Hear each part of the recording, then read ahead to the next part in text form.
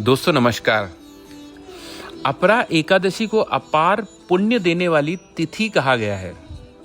इस दिन व्रत रखने और भगवान विष्णु की पूजा करने से व्यक्ति को जन्म जन्मांतर के पापों से मुक्ति मिलती है और जीवन में सुख, समृद्धि और शांति आती है। इस दिन विष्णु मंत्रों का जाप, उपवास और दान करने से आत्मिक शुद्धि होती है। इस बार का व्रत आज यानी 23 मई 2025 को रखा गया है। अब आइए कथा समझते हैं। युधिष्ठिर कहने लगे कि हे प्रभु, हे भगवान, ज्येष्ठ कृष्ण एकादशी का नाम क्या है तथा उसके महात्म्य क्या हैं, सो कृपा कर कहिए। भगवान श्री कृष्ण कहने लगे कि हे राजन, यह एकादशी अचला और अपरा दो नामों से जानी जाती है। पुराणों के अनुसार ज्येष्ठ कृष्ण पक्ष की एकादशी अपरा एकादशी है, क्योंकि यह अपार धन देने वाली है। जो मनुष्य इस व्रत को करते हैं वे संसार में प्रसिद्ध हो जाते हैं। इस दिन भगवान त्रिविक्रम की पूजा की जाती है। अपरा एकादशी के व्रत के प्रभाव से ब्रह्महत्या, भूत योनि, दूसरों की निंदा आदि के सब पाप दूर हो जाते हैं। इस व्रत के करने से परस्त्री गमन, झूठी गवाही देना, झूठ बोलना, झूठे शास्त्र पढ़ना या बनाना, झूठा ज्योतिष बनना तथा झूठा वैद्य बनना आदि सब पाप नष्ट हो जाते हैं। जो क्षत्रिय युद्ध से भाग जाएं, वे नरकगामी होते हैं, परंतु अपरा एकादशी का व्रत करने से वे भी स्वर्ग को प्राप्त होते हैं।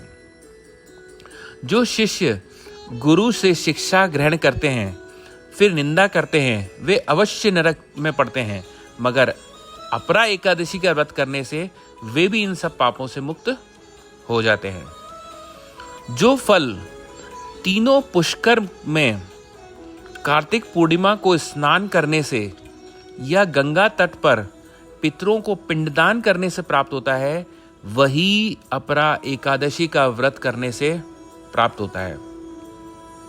मकर के सूर्य में प्रयागराज के स्नान से, शिवरात्रि का व्रत रखने से, सिंह राशि के बृहस्पति में गोमती नदी के स्नान से, कुंभ में केदारनाथ के दर्शन से या बद्रीनाथ के दर्शन से, सूर्य ग्रहण में कुरुक्षेत्र के स्नान से, स्वर्ण दान करने से अथवा अर्ध प्रसूता गोदान से जो फल मिलता है, वही फल अपरा एकादशी से मिलता है।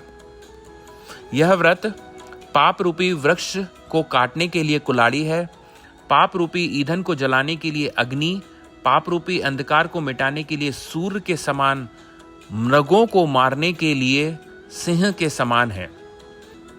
अतः मनुष्य को पापों से डरते हुए इस व्रत को अवश्य करना चाहिए। अपरा एकादशी का व्रत तथा भगवान का पूजन करने से मनुष्य सब पापों से छूटकर विष्णु लोक को जाता है। इसकी प्रचलित कथा के अनुसार प्राचीन काल में महीध्वज नामक एक धर्मात्मा राजा था।